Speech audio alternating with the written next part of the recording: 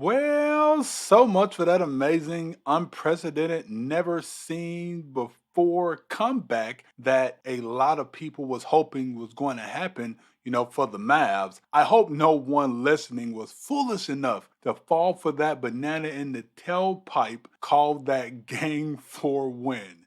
Before I dive too much into the video, though, congrats to the now 18 time as a franchise won more than the Lakers, world champion Boston Celtics. I want to give them their props off the top, but more on them here in a little bit.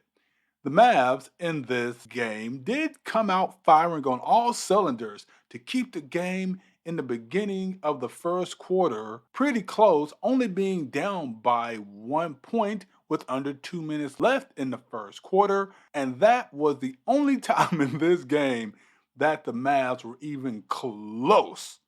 For the rest of the first half, the Celtics outscored the Mavs 51 to 31 to lead them by 21 points going into the half.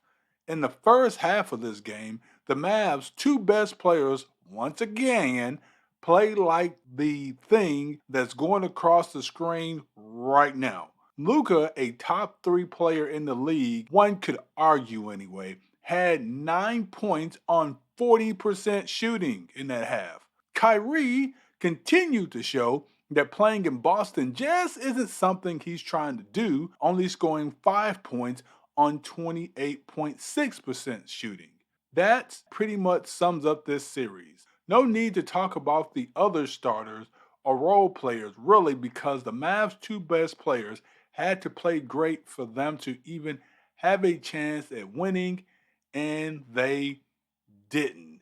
But I'll get to the Mavs others, as I will call them here in a little bit as well.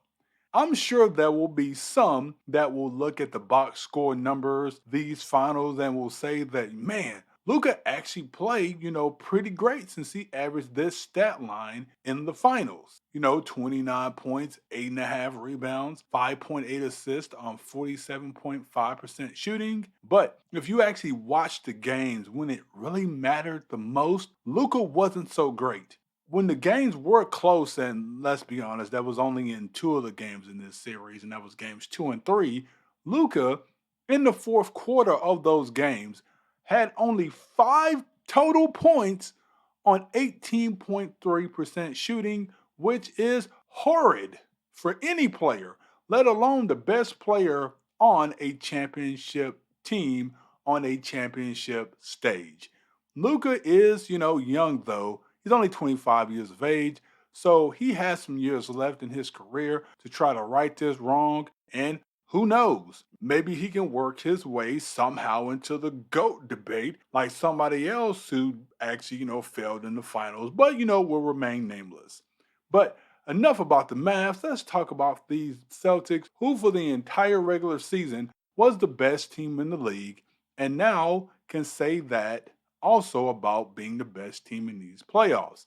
Even though they didn't complete the sweep of the Mavs, their 16-3 record is still good all time for fifth highest in league history for the playoffs, which in my opinion is pretty dang impressive. And that's even if the road to get to this championship was, well, lackluster to say the least. Today is not the day, though, to point out any of those truths out because, as we know, anything and what we have learned about sports history, as long as you win, that's all that truly matters. I guess we can now put to bed this narrative, hopefully, that the Celtics need to break up Jason Tatum and Jalen Brown. By the way, also congrats to, Jalen Brown for winning the finals MVP and keeping that age-old debate alive that's been going on for the last few years about who's the best player on the Celtics. Y'all let me know who y'all think it is. I think it's Jason Tatum, but let me know what you think. Speaking of those two, even though they both played, good to great, make no mistake about it, this was actually a team effort. When you look at the Celtics minus the two starters, and even the Mavericks minus their core starters and Luca and Kyrie, believe it or not, the Mavs, others, if you will, shot the ball better than the Celtics, I will call them others, from the field, but the difference again, was how the starters actually played.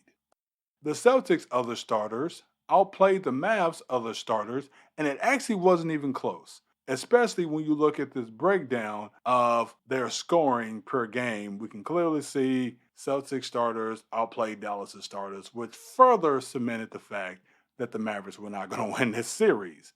Now that the Celtics are NBA champions, I guess we can start to ask that question since, again, they do have the fifth highest winning percentage in playoff history. Is this an all time great team? In my opinion, short answer no, but I think they are healthy. They could be the Eastern Conference representative again next year in the finals. And if they get back and maybe win another title, now we can start having some conversations. The NBA season has come to a close. And I have to say, in my opinion, it was kind of actually rather anticlimactic. It's kind of what happens though when you have a lot of injuries to some of the best players on the teams that make the playoffs.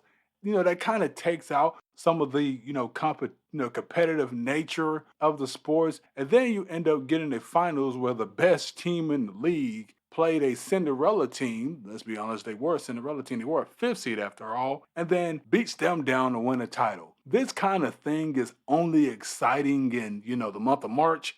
But I guess we'll just have to wait until October of this year to see which teams are going to have retooled in the offseason to come back better to win that Larry O'Brien trophy. I guess I'll actually end the video the same way I started by saying congrats to the Celtics and their fans on you all's 18th NBA championship. But until the next video, I will talk to you all later. Take care.